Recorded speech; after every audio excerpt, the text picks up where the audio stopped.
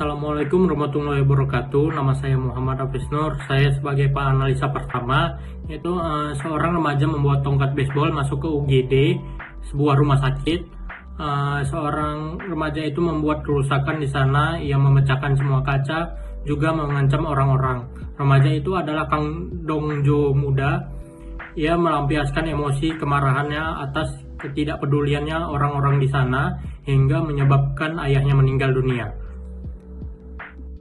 Perkenalkan, nama saya Rahma Filzah sebagai analisa kedua. Di sini saya akan menyampaikan bahwa tokoh utama Dang Jun datang ke UGD membawa ayahnya dan meminta tolong kepada para dokter dan perawat di UGD yang berlalu lalang. Namun tidak ada seorang pun yang menghiraukan permintaan Dang Jun, sehingga timbullah amarah, emosi, dan menyebabkan Dang Jun berteriak-teriak dan menghancurkan kaca-kaca serta peralatan medis di ruangan UGD tersebut. Sekian yang dapat saya sampaikan, selanjutnya akan disampaikan oleh analisa berikutnya. Assalamualaikum warahmatullahi wabarakatuh. Saya Debbie Septia dengan NPM 21082602000. Saya analisa ketiga. Di sini saya akan melanjutkan dari analisa sebelumnya.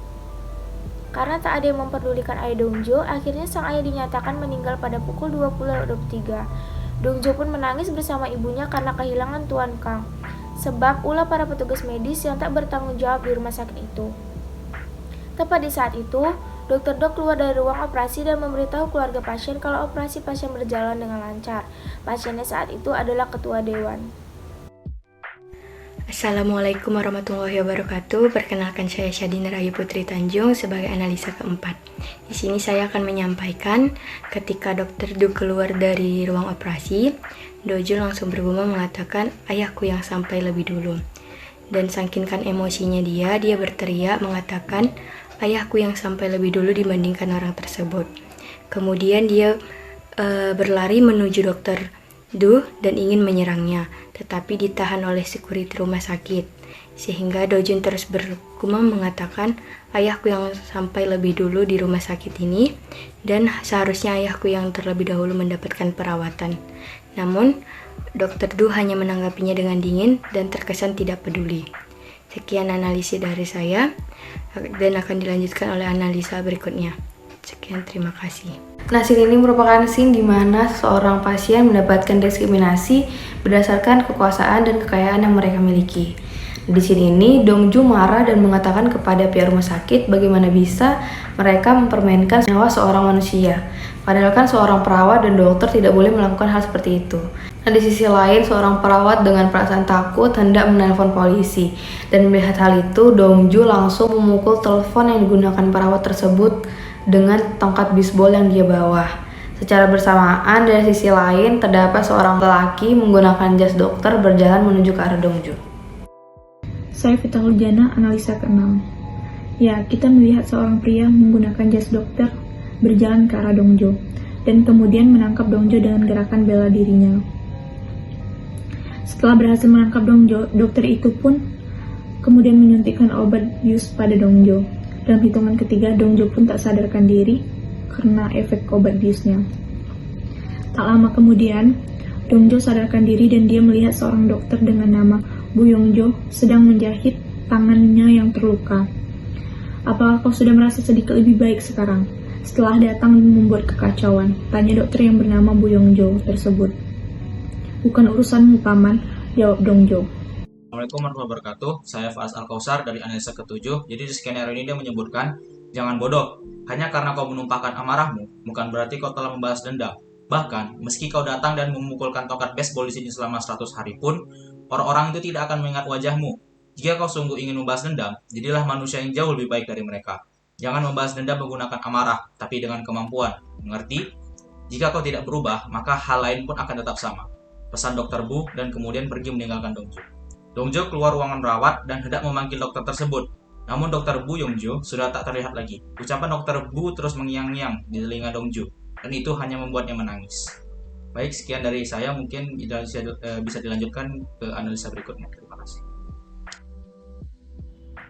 Pada scene ini, Dongju mempertanyakan kepada Guru Kim alias Dr. Bu Yongjo tentang kejadian 14 tahun yang lalu, di mana Guru Kim mengabaikan dan memilih pasien VIP dibandingkan dengan ayahnya. Dongju sebenarnya sudah tahu alasan itu bisa diterima, tapi nyatanya tidak semudah yang diharapkan. Meski sebenarnya perkataan guru Kim tentang pilihan yang ia buat tidak sepenuhnya benar. Waktu ayah Dongju dibawa ke UGD, ia hanya diminta untuk mengoperasi pasien VIP tanpa tahu ada pasien lain yang juga darurat, di mana pasien tersebut merupakan ayah dari Dongju. Jadi kesimpulan yang bisa saya dapatkan dari cerita tersebut ialah untuk menjadi seorang dokter harus bisa mengetahui tingkat kegawat daruratan dari sang pasien. Misalkan kalau ada dua pasien, yang satu masih sadar, yang satu sudah kejang-kejang, dia sudah berada di ambang kematian, rawatlah yang berada di ambang kematian tersebut. Baru setelah itu yang masih sadar. Itu harus bisa tahu mana yang lebih darurat, mana yang sudah dekat dengan ambang kematian, yang mana dulu. Dengan begitu tidak ada yang yang kehilangan nyawanya, karena nyawa itu sungguh berharga. Harganya itu tidak bisa ditukar oleh apapun itu. Jangan sampai terjadi seperti apa yang di scene 1, di mana sang anak kehilangan ayahnya. Kemudian yang kedua, untuk sang anak mau balas dendam atas kematian ayahnya. Sebenarnya itu percuma apa yang dia lakuin dengan marah babi buta ke rumah sakit itu, ngancurin fasilitasnya, itu percuma, nggak akan berubah apapun. Satu-satunya cara untuk mau balas dendam itu, jadilah orang lebih baik. Dengan begitu orang bakalan tahu kamu, dan lihatlah anak itu menjadi dokter yang hebat malahan. Dan itulah kesimpulan yang bisa saya dapatkan. Terima kasih. Wassalamualaikum warahmatullahi wabarakatuh.